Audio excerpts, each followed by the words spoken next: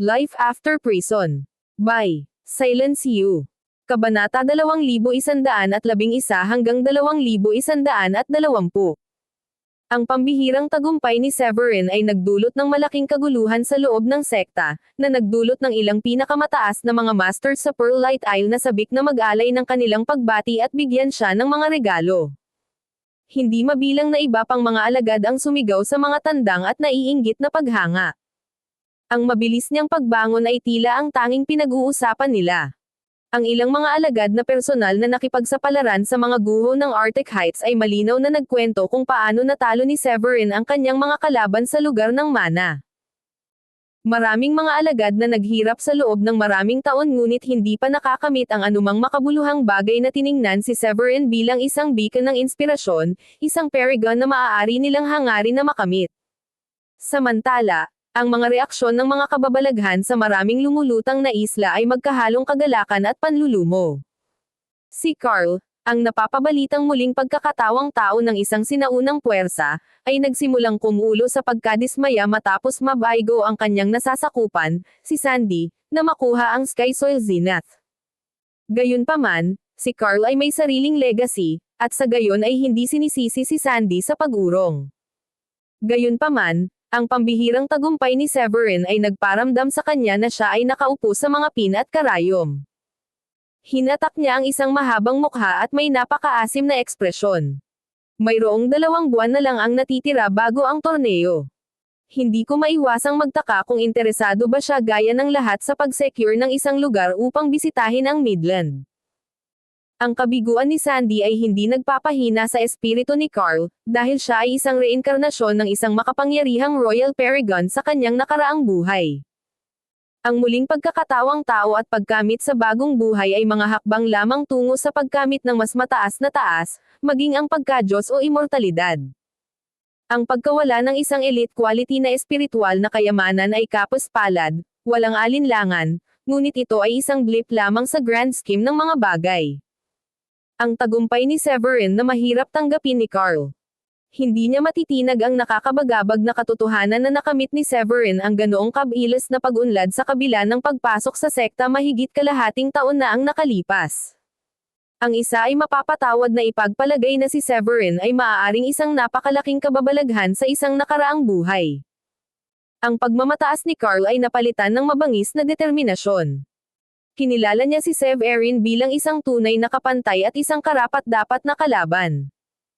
Habang binawi niya ang kanyang tingin mula sa direksyon ng Pearlite Isle, inabot ni Carl ang isang tasa ng espiritual na tsaa at nagsalita. Wala akong pag-aalinlangan na tulungan ka kung gusto mong maging junior sect leader, ngunit kung ang hangarin mo ay nasa Midland, wala akong ibang magagawa kundi ang kunin iyon sa simula. Ang posisyon ng Grundy Uno Sect bilang pinakamataas na ranggo ng 4 na pangunahing sekta ng South Sky ay dahil sa Grundy Uno Sacred Land, isang puwersa na namamahala sa Midland sa loob ng ilang libong taon. Pinuno ng mga powerhouse at kahanga-hanga ang hanay nito tulad ng isang tangke na puno ng mga peteng.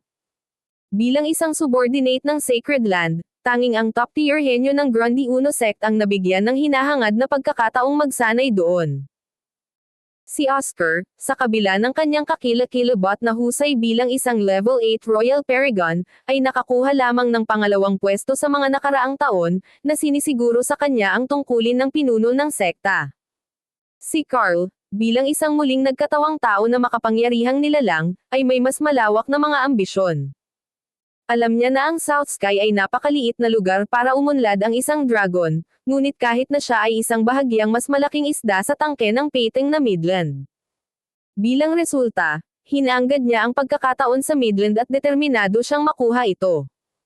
Hindi siya handa na hayaan ang sinuman na hamanin ang kanyang claim. Sa loob ng training room sa Pearlite Isle, naka-crossleg si Severin sa konsentrasyon habang nakapikit.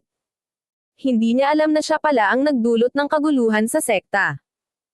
2 parang dragon na tipak ng enerhiya ang nagpabalik-balik sa kanyang paligid, na nagdulot ng malawib na mga bitek sa mismong tela ng kalawakan. Huminga ng malalim si Severin at iminulat ang mga mata sa tuwa. Kinokontrol niya ang kanyang paghinga, baka ang lumalakas na kapangyarihan sa loob niya ay masira ang training room sa lupa. Hindi nagtagal, bumangon siya at naginat, kung saan ang isang kaluskos na tunog ay lumabas mula sa kanyang katawan habang ang hindi mabilang na maliit na kumikinang na mga baga ay tila lumutang sa kanyang balat. Naikuyom ni Severin ang kanyang mga kamao at ninanamnam ang napakalaking kapangyarihan na dumadaloy sa kanyang katawan. Napangiti siya sa sarili habang ninanamnam ang enerhiyang dumadaloy sa loob niya. Isa na akong level 9 Supreme Saint, at nakakagulat na nagkaroon ako ng bakas ng kapangyarihan ng langit at lupa. Malamang na hindi magtatagal bago ako maging isang Royal Paragon. Bulong niya na may ngiti sa labi. Ang kanyang tagumpay ay hindi dapat maliitin. Kahit na sa isang sekta na kasing laki ng Grundy Uno sect, kakaunti ang nakaabot sa level 9 Supreme Saint. Ang mga taong iyon ay alinman sa mga pangunahing disipulo o honorary elder. Marami pang iba ang gumugugol ng kanilang buhay na natigil sa level 8, kung saan sila ay tumitigil hanggang sila ay gumuhit ng kanilang huling hininga. Si Severin ay mas bata kaysa sa marami sa kanila, ngunit nalampasan na niya ang isang mahusay na 70% ng sekta. Dahil ang dati niyang kakayahan ay sapat na malakas para harapin niya si Uzer at Sean ng may kumpiyansa, natural lang na makaramdam siya ng bulol na pananabik para sa kanyang bagong nahanap na lakas pagkatapos ng kanyang tagumpay. Habang siya ay bumangon at naghahanda sa paglabas ng silid ng pagsasanay, pinigilan niya ang kanyang pananabik at huminga ng malalim upang makuha ang kanyang kalmado. Ang mga unang taong nakita niya ay sina Diane, Gilda, at Sheila, kasama sina Felipe, Woolrich, at Celine na tahimik na nagmamasid sa kanya sa hindi kalayuan. Si Diane at ang mga babae ang unang lumapit sa kanya at nag-alay ng kanilang pagbati. Binabati kita sa pagiging level 9 Royal Saint. Sabi ni Gilda, na gumalaw ng maganda sa kanyang puting gown at nagniningning na may tunay na maningning ng ngiti. Napakalaki ng pag-unlad mo kaya malamang hindi ka na namin maabyutan. Paghanga ni Diane. Taliwas sa puting damit ni Gilda, nakasuot ito ng itim na may berde ng gintong ulap at tila kumikinang sa sikat ng araw. Sina Sheila at Sofia ang naramdaman ni Diane at tumango bilang pagsang-ayon. Oo. Napapangiti na lang si Severin habang nakatingin sa mga excited na asawa at inabot ang kamay para hawakan ang makatarungang kamay ni Gilda. Ito ay isang pambihirang tagumpay lamang. Paalala niya. Kailangan ba talagang magkagulo tungkol dito? Ang lahat ng mga batang babae ay naglalaro ng kanilang mga mata. Para sa mga ordinaryong practitioner na tulad nila, ang pag-abot sa level 9 ay halos hindi maisip na gawain. Kahit na ang antas ng 5 ay isang malayong pangarap para sa karamihan, isa na makakamit lamang sa pamamagitan ng talento at mga pagkakataong lumalaban sa loika. Samantala, si Severin ay nasa tuldok na ng pagiging Paragon kahit nakakapasok pa lang niya sa sekta. Si Woolrich at ang dating Sky Blue Sect Elders na mismong umaaligid sa level 3, ay nakaramdam ng matinding inggit. Hindi tulad ng mga asawa ni Severin, ang mga lalaki ay gumawa ng mahusay na mga hakbang kamakailan, na nalampasan ang marami sa kanilang mga kapantay na pumasok sa sekta ng halos kapareho nila. Malamang na maabot nila ang level 4 Supreme Saint sa loob ng ilang buwan. Gayunpaman, sa pakikiramay kay Severin, magkaiba sila ng mundo. Isang buntong hininga ang kumawala sa mga labi ni Woolrich habang ang magkahalong paghanga at pagkadismaya ay umiikot sa loob niya. Hulaan mo iyan ang tinatawag mong Divine Constitution. Sa pagkakataong iyon, sinugod ni Celine si Severin na may saya sa boses. Binabati kita sa pagkami ng iyong pambihirang tagumpay, tatay. Nang makitang tumatakbo ang kanyang anak, lumuhad si Severin na nakaunat ang mga braso at binuhat siya. Masigasig niyang pinagsasama-sama ang kanyang natamo mula noong siya ay nagtagumpay sa Supreme Saint, dahil mahalagang maglagay ng matatag na pundasyon. Bagamat nasa level 1 pa siya, ang espiritual na enerhiya na nagmumula sa kanya ay kapantay ng mga level 2 practitioner. Tumango si Severin bilang kasiyahan at ngumiti. Hindi masama, Celine. Maganda ang pag-unlad ng iyong pagkamit. Kinurot niya ang pisngi niya at sinabing, para sa akin, hindi na magtatagal hanggang sa maabot mo ang level 2. Para sa akin, medyo kababalahan ka rin. Naningkit ang mga mata ni Celine nang marinig ang papuri ng ama. Napabuga siya ng dibdib sa pagmamalaki at huni. Huwag mo akong maliitin. Ikaw ang tatay ko, kung tutuusin. Ginulo ni Diane ang buhok ni Selena at tumunog. Dahil ang lahat ng Peak Masters ay nagtitipon sa labas, pwede ba natin silang imbitahan para mag-chat? Pinaganya ni Severin ang kanyang divine senses at kinumpirma ang mga salita ni Dayan matapos maramdaman ang sitwasyon sa paligid. Si Daniela, Miles, at ang iba pa ay nakahover sa itaas ng Pearlite Isle. Marahan niyang ibinaba si Celine at ipinaalam sa mga babae. Sasalubungin ko sila. Ang pagdating ng Peak Masters ay humihingi ng lubos na kagandahang loob, at si Severin ay hindi magiging bastos upang hindi sila bigyan ng tamang pagtanggap. Bukod dito, si Miles, ang pinakamataas na puno ng 7th Mountain, ay naunang nagprotekta sa kanya mula sa guano ng Dayform sect, na hindi pa nagagawang pasalamatan ni Severin. Tumanggo si Dayan at ang mga babae. Pumalakpak si Severin sa langit at mabilis na nakarating sa perimeter ng Pearlite Isle. Nag-condensed siya ng mystical light at in-deactivate ang formation bago lumabas para salubungin sila. Sinuri ni Miles si Severin na may matalim na tingin na parang talam. Nakaramdam ng panginginig si Severin kahit isa na siyang level 9 Supreme Saint. Magsasalita pa lang si Severin, humagalpak ng tawa si Miles. Hahaha. Tinupad mo ang iyong reputasyon bilang kagilahilalas na nagpasimula ng hindi pa nagagawang paghirang bilang ika-6 na pangunahing disipulo. May bakas ng inggit sa mga mata ni Miles sa kabila ng kanyang masiglang pagtawa. Nararamdaman niya ang malakas na aura na lumalabas sa loob ni Severin at ang kanyang dugo at enerhiya ay parang dragon na puno ng banal na kapangyarihan. Ang kanyang katatagan ay tila sapat na malakas upang mapaglabanan kahit ang suntok mula sa isang espiritual na sandata, at mayroon siyang nag-uumapo na espiritual na diwa.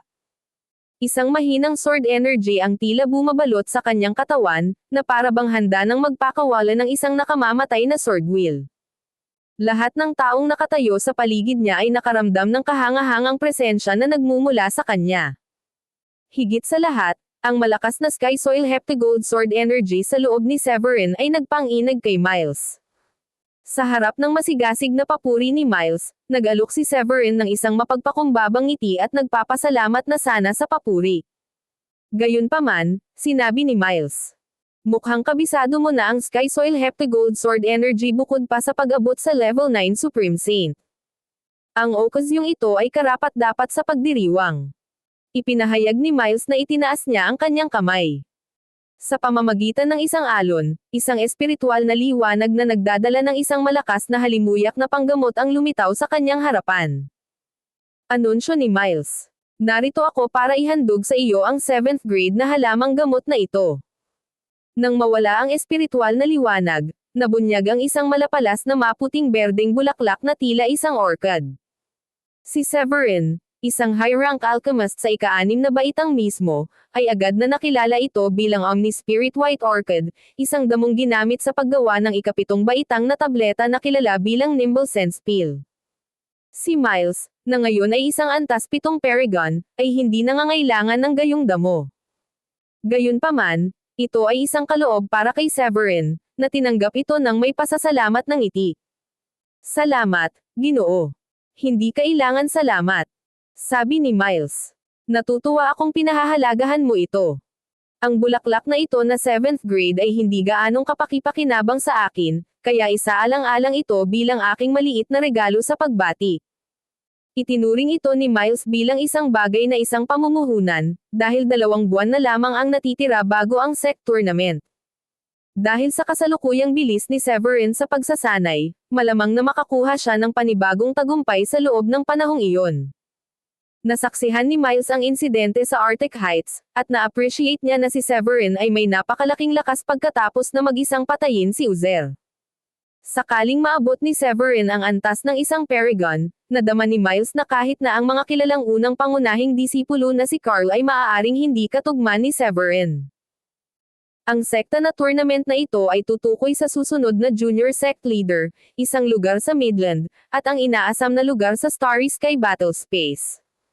Kaya naman nagkaroon ng malakas na intuition si Miles na malalampasan ni Severin ang mga inaasahan ng lahat tulad ng ginawa niya sa Arctic Heights nang mag-isa niyang durugan ang lahat ng mga henyo, magkaroon ng maraming kayamanan, at itinaas ang kanyang sarili sa katanyagan. May kutob si Miles na si Severin ay maaaring maunang pwesto sa torneo, o hindi bababa sa secure na pangalawang pwesto at maging susunod na leader ng sekta. Walang mas mahusay na oras upang mag-alok ng isang mahalagang regalo. Nakangiting sabi ni Daniela, ang Peak Master ng Sixth Mountain, kay Severin. Binabati kita sa iyong pambihirang tagumpay. Naka-adjust na ba ang aking alagad sa buhay sa Pearlite Isle? Mula nang dumating si Emery sa Pearlite Isle, lalong lumakas ang paghanga ni Daniela kay Severin. Siya ay sabik na naghihintay sa kanyang pagtaas sa ikapitong baitang alchemist at ang pag-asang maipasa niya ang kaalaman ay ipinagkaloob sa kanya sa Alchemy Tower. Ngumiti ng matamis si Severin at sinabing, lubos na tinanggap ni Emery ang kanyang bagong papel at nagpipino siya ng mga pills araw-araw.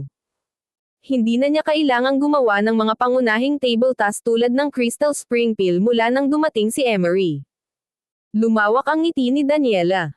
Napakahusay. Hindi na kita iistorbahin pa. Dahil doon, nag-transform siya sa isang bahaghari at nawala sa kalangitan. Isang ngiti at tango ang ibinigay ni Rowan ng 8th Mountain bago umalis, gayon din ang iba pang Peak Masters. Bumalik si Severin sa Pearlite Isle na may hawak na damong pang-7 baitang sa kanyang kamay. Nag-aapoy ang kanyang mga mata sa ambisyon habang sinasabi niya, ngayon na ang aking natamo ay nasa level 9 Supreme Saint, ito na ang oras na ituon ko ang aking pagtuon sa alchemy. Ang kanyang layunin ay subukan ang isang ikapitong baitang na tableta at tingnan kung siya ay magtatagumpay sa pagiging isang antas 7 alchemist. Sa muling pagpasok ni Severin sa Pearlite Isle, pumunta siya sa looban upang batiin ang kanyang mga asawa. Tila masinop na bigyan sila ng isang head-up bago magpatuloy sa kanyang desisyon na subukan ang isang pambihirang tagumpay sa ikapitong baitang alchemist. Ang bango ng Omni-Spirit White Orchid ay napuno ng hangin, at hinaplos ni Woolrich ang kanyang balbas ng nakangiti bago sinabi. Mukhang ang mga Peak Masters ay naglalagay ng kanilang mga taya sa iyo. Nakasimangot na tanong ni Gilda. Anong ibig mong sabihin, tatay? Si Diane, Sheila, at Sofia ay sumulyap ng may pagtataka na may bakas ng pagkalito sa kanilang mga mata. Matagumpay na naging level 5 Supreme Saint si Severin 2 buwan pagkatapos ng kanyang pagpasok sa sekta. Samantala, kalaunan ay na-promote si Ferland bilang Inner Sect Elder at nahirapan pa siyang maglakbay sa Pearlite Isle para iregalo sa kanya ang Crystal Spring Pill. Sa sandaling iyon, kinuha ni Ferland ang pagkakataon na paalalahanan si Severin na ang paligsahan ay napakahalaga. Sa oras na iyon, mukhang hindi ito masyadong pinapansin ni Severin dahil katatapos lang niyang makaabot sa level 5 Supreme Saint at mahigit kalahating taon pa ang paligsahan. Ang pahayag ni Woolrich ay nagpaalala kay Severin ng paalala ni Ferland. Tumangala siya kay Woolrich at nagtanong, may nakuha ka bang impormasyon kamakailan? Tumawa ng malakas si Woolrich bilang tugon. Bagamat mas mababa ang kanyang natamo kumpara kay Severin, ang kanyang mga araw bilang leader ng sekta ay nagbigay sa kanya ng pagkakataong maasa ang kanyang karanasan sa pakikipag-ugnayan. Kamakailan ay naglakbay siya kasama ang kanyang grupo ng mga elder upang makipag-chat sa ilan sa mga tao sa loob ng sekta bilang isang paraan ng pagtakas sa monotony ng buhay sa Pearlite Isle. Sa pamamagitan ng kanyang mga status bilang residente ng Pearlite Isle pati na rin ang biyenan ni Severin, nakakuha siya ng maraming impormasyon sa insider pagkatapos na mas makilala ang mga elder. Isa sa mga mahalagang impormasyon na nakuha niya ay tungkol sa paligsahan. Ang dahilan kung bakit ko nasabi na itinaya kanila ay dahil ang sinumang makakuha ng unang pwesto sa torneo ay makakakuha ng isang paglalakbay sa Midland at isang pagkakataon na magsanay sa Grundy Uno Sacred Land. Ang entity na ito ay mas mataas kaysa sa Grundy Uno Sect. Samantala, ang runner-up ay magiging susunod na pinuno ng sekta. Ang paghahayag ni Woolrich ay nagdulot ng iba't ibang emosyon, kung saan ang mga asawa ni Severin ay nagpapakita ng labis na pagkabigla. Ginugugol nila ang kanilang mga araw alinman sa pagsasanay o pamamasyal sa isla. Bihira, kung sakaling, umalis sila sa isla at gagawin lamang ito kung kasama si Severin. Higit pa rito, kakapasok lamang nila sa sekta, kaya maliwanag na wala silang masyadong alam tungkol sa kahalagahan ng mga paligsahan. Si Gilda, nadilat ang mga mata at nakanganga ang bibig, bulalas. Wow! Hindi ko alam na may kaugnayan ang Grundy Uno Sect sa Grundy Uno Sacred Land. Nagtataglay pa rin si Gilda ng pag-unawa ng baguhan sa 13 estado ng Blue Realm. Ang South Sky, kung saan sila naroroon, ay nireranggo sa lower middle range, dahil mayroon lamang silang kaunting Royal Paragons sa 4 na sekta. Iyon ay hindi katulad ng Midland, kung saan ito ang sentro ng Blue Realm kung saan ang mga practitioner ay umunlad at umunlad. Ang pag-asam ng pagsasanay sa Grundy Uno Sacred Land ay nagdulot ng maraming benepisyo para sa sinumang practitioner. Ang mga kayamanan ay isang biyaya doon, at ang mga yaman, na iyon ay nasusukat sa mga tuntunin ng mga mapagkukunan at kaalaman. Ang mga spirit stone, herbs, at pil ay kabilang sa mga item na naglalaman ng mahahalagang mapagkukunan, habang ang patnubay at kaalaman na matatanggap ng isa ay nagmula sa mga master at powerhouses. Ang pinakamalakas na individual sa South Sky sa ngayon ay si Oscar, isang level 8 Royal Paragon. Bagamat ang gayong tagumpay ay tila kahanga-hanga kay Severin sa sandaling iyon dahil isa pa rin siyang Supreme Saint, ngunit maaaring hindi na iyon ang mangyayari kapag sa wakas ay naging isang Royal Saint si Severin. Nang mabalitaan ni Gilda ang pagkakataong makapunta sa Midland, agad niyang ipinahayag ang kanyang pagnanais na pumunta. Bulalas ni Diane. Isang sagradong sekta sa Midland. Sa tingin ko, kahit ang alinman sa South Sky ay hindi maihahambing doon. Isa ka sa pinakamalakas sa mga kababalaghan sa loob ng sekta, Severin. Baka magkaroon ka ng pagkakataong manalo. Bulalas ni Sheila bilang pagsang-ayon ng marinig ang sinabi ni Diane. Sa wakas, biglang natauhan si Severin. Kaya iyon ang dahilan kung bakit hinimok ako ni Ferland na magsanay ng husto pagkatapos kong gumawa ng isang pambihirang tagumpay sa level 5 Supreme Saint. Kahit nakakaunti ang alam ni Severin tungkol sa Midland, naunawaan niya na may higit pa sa mundo kaysa sa South Sky lamang. Determinado siyang makapasok sa Midland sa pamamagitan ng tournament. Ang kahalagahan ng kota na iyon ay nakasalalay sa pagkakataong makapasok sa Grundy Uno Sacred Land, ito ay isang lugar na may higit na kapangyarihan kaysa sa alinmang sulok ng South Sky. Matapos bumalik sa realidad, itinaas ni Severin ang kanyang mga kamao kay Woolrich at sinabing, "Hindi ko malalaman ang tungkol dito kung hindi mo sinabi sa akin ang tungkol dito." Ang kanyang maikling oras sa sekta ay ginugol sa pagsasanay, at pagpino ng mga table tasks, na nag-aalis sa kanya ng oras upang magtanong tungkol sa mga bagay-bagay. Kung hindi iyon binanggit ni Woolrich, maaaring hindi niya napapansin ang kahalagahan ng torneo hanggang sa araw ng torneo, at sa gayon ay napakahirap para sa kanya na planuhin ang kanyang diskarte sa abot ng kanyang makakaya. Ang 2 buwang paunang abiso ay nagbigay sa kanya ng pagkakataong magplano ng maaga at gawin ang kanyang makakaya. Pagkatapos ng lahat, sinundan niya ang mga yapot ng matandang wako patungo sa Blue Realm mula sa Sky Blue Sect na ang tanging layunin ay umakyat sa mas mataas na kaharian.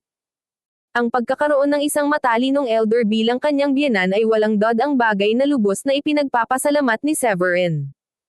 Pagkaraan ng ilang sandali, tumingin siya sa lahat at sinabing, "Nagkataon, plano kong subukan ang isang tagumpay sa pagiging 7th grade alchemist. Kung magtatagumpay ako, baka maging Paragon na lang ako bago ang tournament. Iyan ay magdaragdag ng pagkakataon kung masecure ang kota." Gulat na napatingin sa kanya si Woolrich at ang iba pa. "Ganyan ka ba kakumpiyansa?" Tiningnan ni Severin ang kanilang nag-aalalang ekspresyon at mariing tumango. "Oo, kalahating taon na ang nakalipas. Nakuha niya ang pamana ng Alchemic Ally talented na dating leader ng sekta mula sa Alchemy Tower. Siya ay sinubukan, at nabigo, upang pinuhin ang isang 7th grade tableta noon. Gayunpaman, nakakuha siya ng maraming mahalagang karanasan mula doon. Ang pagkakaroon ng tumaas sa level 9 Supreme Saint, ang lakas ni Severin ay tiyak na mas malaki kaysa dati. Kasama ng kanyang likas na kakayahan para sa alchemy, buo ang kanyang pagtitiwala na maging isang 7th grade alchemist. Kapag naabot na niya iyon, ilang oras na lang ay magiging Paragon na siya. Ang mga benepisyo ay walang alinlangan na bubuhos para sa kanyang sarili at kay Diane. Naibsan ng kumpiyansa ni Severin ang pagkabalisa ng lahat. Si Diane, ang unang asawa at sa makatuwid ang de facto leader, ay ngumiti at sinabing, "Gawin mo lang, Severin. Susuportahan ka namin sa Pearlite Isle." Tumayo sina Woolrich at Felipe mula sa kanilang mga upuan at tumawa. kung magtagumpay ka sa pagiging 7th grade alchemist. Sinabi ni Woolrich. Ang Pearlite Isle ang pag-uusapan ng buong sekta. Maging ako ay mababaliw kapag umalis ako. Matagal na nilang kilala si Severin at pamilyar sa kanyang mga kakayahan. Hindi siya ang uri ng tao na magyayabang ng isang bagay kung hindi siya sigurado sa kanyang mga pagkakataon. Habang inaalala nila ang kanyang mabilis na pag-angat sa alchemy pabalik sa Sky Blue Sect at naaalala kung paano siya paminsan-minsan ay nagbabahagi ng ilang mga high-rank na table task sa kanila, hindi nila maiwasang mapangiti sa kanyang hindi natitinag na pagtitiwala. Natawa si Severin sa sinabi ni Woolrich. Mag-usap tayo mamaya. Itutuloy ko na ang aking sesyon ng alchemy ngayon. Tumalikod siya at dumiretso sa training room niya. Pagdating sa loob, naka-cross-legged siya sa enlightenment mat at kinuha ang kanyang Dragonstand Furnace. Pagkatapos, inilatag niya ang ikapitong baitang Omni-Spirit White Orchid. Sa pamamagitan ng isang pagwagayway ng kanyang kamay, 12 ng mga pang-anim na baitang mataas ang ranggo na mga halamang gamot ay nakuha mula sa kanyang spatial ring, bawat isa ay naglalabas ng isang malakas na halimuyak na panggamot. Ang isang simoy lamang ng mga ito ay sapat na upang punan ang isa ng init, hindi pa banggitin ang pagbibigay ng halos kalugod-lugod na pakiramdam na nagpabilis sa espiritual na kapangyarihan ng isang tao sa loob ng ubod ng enerhiya ng isang tao. Nakagawa si Severin ng sapat na paghahanda at determinado siyang gumawa ng Pildores na mababa ang ranggo sa ikapitong baitang na kilala bilang Nimble Sense Pill. Ipinikit niya ang kanyang mga mata, huminga ng malalim, at pinataas ang kanyang dugo, enerhiya, at espiritual na diwa sa kanilang buong potensyal. Pagkaraan ng ilang sandali, iminulat niya ang kanyang mga mata at itinaas ang kanyang kamay, nagpakawala ng nakakapasong bola ng apoy. Nilamon ng puting espiritual na apoy ang paligid ng kaldero, na parang kumukulong kaldero. Kapag ang kaldero ay kumikinang na pula, inilagay niya ang 12 ng mga halamang gamot sa kaldero ayon sa recipe. Lumipas ang mga araw, at hindi nagtagal ay napuno ang silid ng nakakalasing na halimuyak na panggamot na tila nagpapasigla sa mga sentido. Ang mga halamang gamot ay nabawasan na sa isang bumubulusok na likidong kakanyahan. Nang mapansin ni Severin na ang init ay halos umabot na sa nais na temperatura, ginamit niya ang kanyang banal na pandama upang idagdag ang orchideas. Pagkatapos, gumawa siya ng mga selyo gamit ang dalawang kamay at ipinadala ang kanyang espiritual na kapangyarihan sa kaldero. Condense. Siya ay umunlad, habang ang mga laso at mga laso ng mga kasulatan ay nagkatotoo sa ibabaw ng kaldero. Nag-intertwine sila upang bumuo ng isang komplikadong pattern, at isang surge ng natural na kapangyarihan ang bumuhos mula sa lahat ng direksyon. Napuno ng saya si Severin. Ngayong nakilos na ang kapangyarihan ng langit at lupa, malaki ang posibilidad na ang 7th grade pill na ito ay magiging matagumpay. Hindi tulad ng mga 6th grade pills, ang mga 7th grade pills ay nangangailangan ng mas mahahalagang sangkap dahil ginawa ang mga ito upang kainin ng mga Paragon. Ang pinakamalaking pagkakaiba ay ang pagsasama ng kapangyarihan ng langit at lupa, pagkatapos lamang ito ay magiging kapaki-pakinabang para sa mga Paragon. Ang gayong kapangyarihan ay hindi maaabot ng isang level 9 Supreme Saint. Halos hindi ito magamit ni Severin sa pamamagitan ng kapangyarihan ng langit at lupa na nabuo sa loob ng kanyang energy core, at kasabay ng kanyang malalim na pag-unawa sa alchemy. Mataman niyang pinagmamasdan ang likidong panggamot sa loob ng kaldero na nagsimulang mag-condense at magkaroon ng hugis, na parabang sa pamamagitan ng salamangka, pagkatapos ma-infuse ng kapangyarihan ng langit at lupa. 2 araw pa ang lumipas bago ganap na nabuo ang tableta. Ang mga alon na nagresulta mula sa pagkumpleto nito ay ipinadala halos sanhi ng mabigat na takip ng kaldero upang lumipad. Sa isang iglap, tila nabuhay ang 9 na Snow White na table task na puno ng sumisikat na kapangyarihang panggamot habang ipinutok ang mga ito mula sa kaldero. Sa sandaling nangyari iyon, ang langit ng Grundy Uno Sect ay nagdilim habang ang mabibigat na ulap ay nagtipon sa kaluskos ng kulog.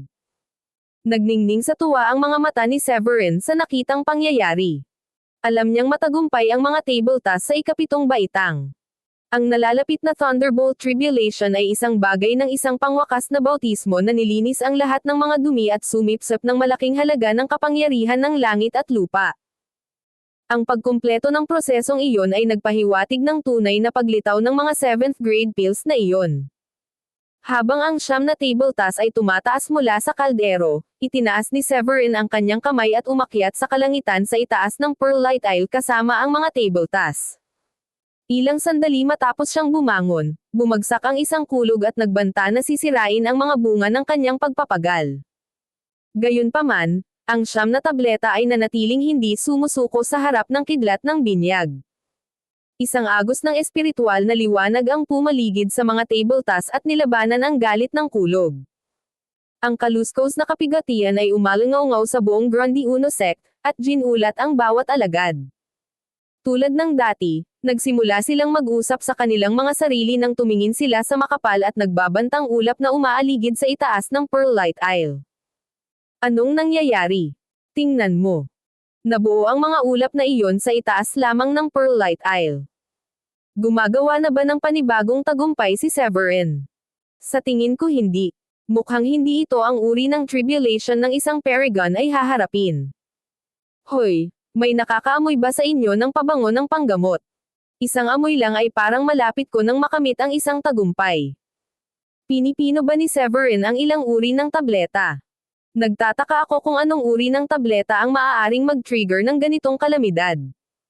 Hindi mabilang na mga disipulo ang tumingin sa Pearlite Isle sa mga ekspresyon ng pagkabigla at pagkamangha. Hindi tulad nila, ang mga Pickmaster ay walang masyadong pinalaking reaksyon, ngunit hindi sila gaanong nagulat sa nangyayari. Dahil sa kanilang malawak na karanasan, agad nilang nakilala ang kapigatian bilang tanda ng isang matagumpay na 7th grade pill. Ipinagmamalaki ng Pearlite Isle ang dalawang mahusay na alchemist, sina Severin at Emery. Ang huli ay maaaring may diskwento, dahil siya ay isang ika-6 na baitang alchemist na walang kakayahang gumawa ng gayong tableta. Isang tao na lang ang natira, si Severin. Ibig sabihin ba nito ay malapit nang masaksihan ng ating sekta ang pagsilang ng isa pang 7th grade alchemist? Bulalas ng isang elder. Ang talento ni Severin ay higit na nakakatakot. Katatapos lang niyang gumawa ng marka sa Alchemy Tower, at sinusubukan na niyang makabisado ang mga 7th grade pill. Hindi makapaniwalang bamulong ang isa pang elder.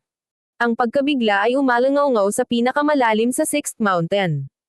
Si Daniela, ang Panginoon ng Perlas, ay hindi nakaimik habang ang kanyang mga mata ay nakatutok sa langit. Iyan ay dapat na isang 7th grade pill. Siya ay bamulong sa wakas. Si Severin ba ay isang 7th grade alchemist? Nadama ng bawat elder, Pickmaster, at disipulo ang panginginig ng paghahayag na ito.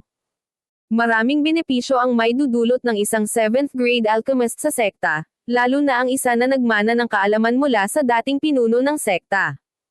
Sa sandaling naganap ang kapigatian, ang mga elder at Pickmasters ay nagsimulang pumailang-lang patungo sa Pearlite Isle. Samantala, kumikidlat sa kalangitan sa itaas ng Pearlite Isle, at ang bawat hampas ay nag-infuse sa siyam na table task na may karagdagang kapangyarihan ng langit at lupa. Pagkalipas ng ilang segundo, ang mga table task ay lumitaw na nagbago pagkatapos madaig ang kapigatian. Sila ay nagkaroon ng isang katangi-tanging aroma sa simula, at ang binyag na kidlat ay nagdulot lamang sa kanila ng karagdagang lakas ng tumitibok na kapangyarihan ng langit at lupa. Ang sinumang lumunok sa kanila ay halos lumalamon ng maliliit na mundo. Nang mawala ang madilim na ulap, humagalpak ng tawa si Severin. Tagumpay sa wakas. Nakangiti si Severin habang kumukuha ng mga table task. Kalahating taon na ang nakakalipas mula nang mamana niya ang kaalaman mula sa dating pinuno ng Grundy Uno sect sa Alchemy Tower. Sa wakas, maaari na siyang magsaya dahil sa wakas ay naging 7th grade alchemist na siya. Ipinagmamalaki ng buong sekta ang isang 7th grade alchemist, at iyon ay si Daniela, ang pinakamataas na pinuno ng 6th Mountain at ang elder ng Alchemy Chamber. Iyon lamang ang nagpakita kung gaano kalaki ang prestihiyo ng isang 7th grade alchemist. Pinakalma ni Severin ang kanyang pananabik at bumaba muli sa looban ng isla. Sinalubong siya ng kumikinang na boses ni Dayan habang sinasabi, "Binabati kita sa pagiging 7th grade alchemist, Severin." Sina Gilda, Sheila, at Sofia ay napalibot din sa kanya. "Nakita mo na. Alam kong kaya mo, Severin." Bulalas ni Gilda na may pagmamalaki at lamang sa kanyang mga mata. Ngumiti rin sina Sheila at Sofia, at pareho silang may bakas ng paghanga sa mga mata.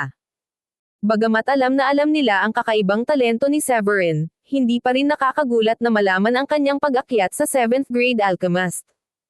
Ang gayong gawain ay lampas sa kanilang pinakamaligaw na mga pangarap.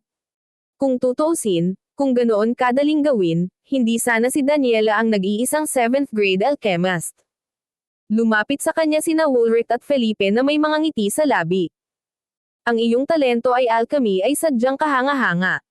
Ilang buwan na lang, pero nasa ganoong antas ka na. Humalaklak si Felipe at hinaplos ang kanyang balbas. Pagkatapos ay sinabi ni Woolrich, magkakaroon tayo ng higit na dahilan para ipagmalaki ngayong si Severin ay isang alchemist sa ikapitong baitang. Iminumungkahi kung magkaroon tayo ng isang engranding selebrasyon ngayong gabi. Sumang-ayon ang lahat sa kanyang panukala. Sa harap ng lahat ng papuri na iyon, ikanaway ni Severin ang kanyang kamay at sinabing, "Hahaha. Masyado kang mabait. Lahat ng papuri na yan ay magpapalaki sa pag-uugali ko." Ang kanyang kahinhinan ay nagdulot ng malawak na ngiti mula kay Woolrich, Felipe, at sa iba pang mga lalaki. Lahat sila ay nakaramdam ng matinding pagmamalaki. Biglang may bumusinang boses mula sa labas ng Pearlite Isle. Binabati kita sa pagiging isang 7th grade alchemist. Pinalawak ni Severin ang kanyang banal na kamalayan sa direksyon ng boses, para lamang matuklasan na si Miles ay nakatayo sa labas mismo ng Pearlite Isle. Ilang ilaw na kulay bahaghari ang dumaan sa kalangitan, senyales na mas maraming tao ang dumating upang batiin siya. Nang mapagtanto na nagdulot ng kaguluhan ang kanyang pag-akyat, nagdahilan siya at pumunta sa kinaroroonan ni Miles. Ikinuyom niya ang kanyang mga kamay bilang pagbati at sinabing, "Masyado kang mabait. Maswerte lang ako noong nagtagumpay ako sa pagpino ng isang 7th grade pil." Natawa si Miles sa pagpapakumbaba ni Severin. "Huwag kang masyadong mahinhin. Swerte, sabi mo. Ako mismo, hindi ako sang-ayon. Ang pag-abot sa 7th grade alchemist ay hindi swerte." Tumigil siya sandali at ngumiti. Ang ating sekta ay mayroon lamang isang 7th grade alchemist, at iyon ay si Daniela. Maaaring hindi alam ng ibang tao ang tunay na halaga ng isang 7th grade alchemist, ngunit tiyak na alam ni Miles. Maraming elder at peak masters ang malamang na mas pahalagahan si Severin. Ang mga maaaring kumbansihin siya na maging kaanib sa kanilang bundok ay kaya nilang palakasin ang kanilang sariling hanay. Maging ito ang tuloy-tuloy na supply ng mga table tasks o ang gabay na maibibigay niya sa mga kabataang isipan, ang ilang taon sa ilalim ng kanyang pag-aalaga ay maaaring mapalakas ang pamana na naiwan. Kaya naman napakaraming peak master ang dumating sa Pearlite Isle. Si Miles, na mula sa 7th Mountain, ay pinakamalapit sa Pearlite Isle at kaya unang nakarating doon. Ang mga papasok na liwanag na dumaloy patungo sa Pearlite Isle ay nagpaalala kay Miles na ang pag-aalinlangan ay maaaring magdulot sa kanya ng pagkakataong hikayatin si Severin na sumama sa kanya sa 7th Mountain. Tumikim siya at nag-alok. "Ako ay mapurol, Severin. Sumama ka sa akin sa ikapitong bundok, at ipagkakaluhog ko sa iyo ang titulong elder." Napakunot ang noo ni Severin sa pagkalito ng biglang mag-alok ng ganoong kataas na posisyon si Miles. Ibang-iba ito sa alok na maging isang instructor. Bagaman ang gayong mga instructor ay itinuturing na isang guro, gayunpaman ay binigyan sila ng posisyon bilang honorary elder. Gayunpaman, ang sweldo, pananagutan, at awtoridad ay mas limitado kumpara sa aktwal na mga elder. Marami sa mga elder sa Rurok ay mga paragon, at wala pang sino man ang kailangang lumabag sa pamarisan ng paghirang ng isang Supreme Saint bilang isang elder. Bago pa siya makapagpalalim ng malalim, isa pang malakas na boses ang umalangaw-ngaw. "Hindi ko akalaing magiging ganito kakawalan, Gia, Miles. Sa tingin mo ba ay sapat na ang pag-aalok ng posisyon ng isang elder para makumbinsi siya?" Isang lalaking nasa katanghaliang gulang na nakasuot ng itim na damit pang training ang lumitaw sa tabi ni Severin. Ito ay walang iba kundi si Rowan, ang pinakamataas na pinuno ng 8th Mountain. Mukhang hindi siya masyadong nasisiyahan habang nakatingin kay Miles. Itinaas ni Severin ang kanyang mga kamay bilang isang magalang na pagpupugay. "Hello, Mr. Rowan. Ang ekspresyon ni Rowan ay lumaambot sa isang mainit na ngiti. Tumanggo siya, sa kasinulyapan si Severin mula ulo hanggang paa bago nagtanong.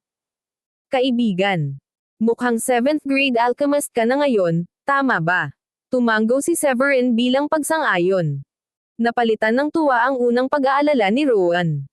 Kung ganoon, nakikiusap ako sa iyo na pumunta sa aking ikawalong bundok. Hindi lamang kita gagawing Deputy Pickmaster, gagawa din ako para sa iyo ng 5 silid na alchemy cauldron na katumbas ng katamtamang kalidad ng espiritual na kayamanan. Napataas ang kilay ni Severin nang marinig ang alok na iyon. Ang posisyon ng isang Deputy Pickmaster ay lumampas sa posisyon ng isang elder kapwa sa ranggo at paggamot. Gayunpaman, ang kaldero na may 5 silid ang higit na pumukaw sa kanyang interes. Matangkad niyang naalala ang 20% success rate na ipinagkaloob ng Purple Cloud Cauldron ni Emery sa kanilang paligsahan. Kung hindi siya naging matatag na 6th grade alchemist, maaaring iba ang resulta. Ang kalderong iyon ay isa sa 3 pinakamahalagang kayamanan ng 6th Mountain, at ang pag-asam na masecure ang isa sa antas na iyon ay talagang isang mapanukso. Bago niya maipahayag ang kanyang mga iniisip, umalangaw-ngaw ang kalangitan sa maraming tinig. Isipin mong sumali sa 5th Mountain, Severin. Itatalaga ka bilang Deputy Pickmaster at bibigyan ka ng 3 7th grade na halamang gamot. Marami pang maiaalok ang ikatlong bundok.